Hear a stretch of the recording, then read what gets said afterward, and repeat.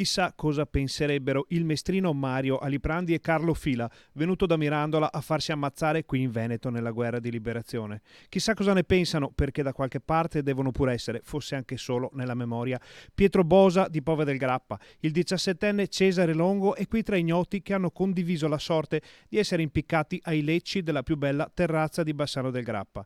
Chissà cosa avrebbero voluto dire a quel giovane di Bassano che a 25 anni è già molto più vecchio di parecchi di loro. I 31 martiri uccisi dai nazisti nel settembre del 1944 in una delle pagine più nere della storia d'Italia e del Veneto. Chissà.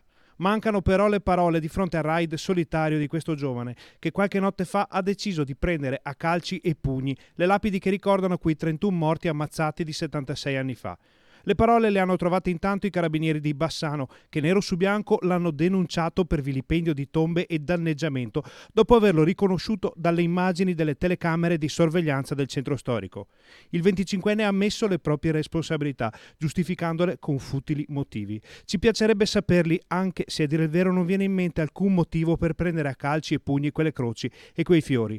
Ma siamo certi che se i martiri di Bassano potessero scambiare due chiacchiere con quel giovane, troverebbero le parole giuste per fargli capire perché sono morti o perché non avrebbero voluto morire appesi a un leccio. Ma questo non è possibile e l'unico modo che tutti noi abbiamo per dare voce a quei 31 morti è la memoria. Per ognuno di loro la memoria è un fiore che sboccia in ogni stagione.